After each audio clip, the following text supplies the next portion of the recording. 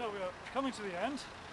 We're quite close. The museum is just on the other side of this building, so we shouldn't be very long. Just wait for stragglers.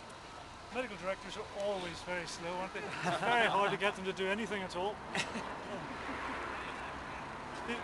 This is the university, what's called the Science Park, and it's where the sort of engine house of science was in Oxford University up until 2 or 3 decades ago, when the emphasis has moved, particularly medically, to what we call the Gene Palace, or the Wellcome Institute, which is near the Orthopedic Hospital. The building on our left is the Rhodes Institute, and this is where the Rhodes Scholars meet. There's some very nice portraits, including one of Bill Clinton in there. They serve very nice dinners. I've been there several times. The building on the right is the Radcliffe Science Library. This was another bequest from John Radcliffe. Not only did he give the square, the camera and the library, he also endowed a hospital, the Radcliffe Infirmary, which was in existence until 2 years ago when it was knocked down. So, along here, these are science laboratories. And at the far end, we won't walk down the whole way, but at the end on the left is the Sir William Dunn School of Pathology. And that might be of interest to infectious diseases and microbiology people, because that's where Florey and Chain did their work on penicillin.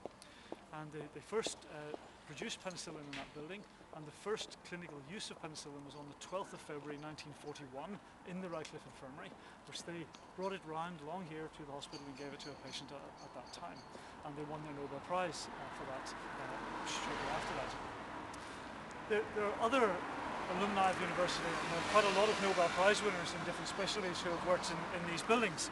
And the ones that might be of interest to us, Hans Krebs won his Nobel Prize in 1954. And the grey building that you can see just behind that, there's an older building, and that's the Biochemistry Institute, and that's where he discovered the Krebs cycle and identified each of the molecules of that cycle. The other one who's a bit less known is Rodney Porter, who in 1972, in this building, characterized the structure of antibodies. And he was the first person to realize that each antibody was specific for one antigen. And he was able to show that there was actually this moiety on the end of the molecule which was a receptor site for its own antigen. And he described the Y structure, and he won his Nobel Prize for that. The lane that goes behind these buildings and around to the museum is called Dorothy Hodgkin Lane.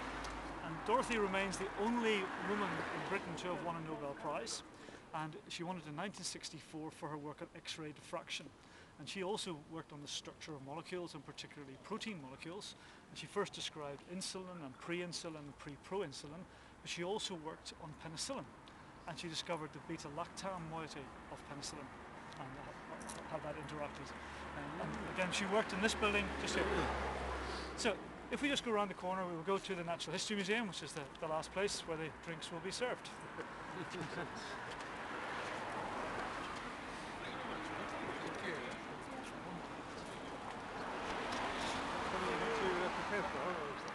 I wrote down a few notes, but I can't remember dates. I'm terrible with dates. I can remember the stories. Yes, there will be questions. But when you get the survey tomorrow, you know, it says, was the accommodation good? Was the food good? Was the tour? Do you remember the date?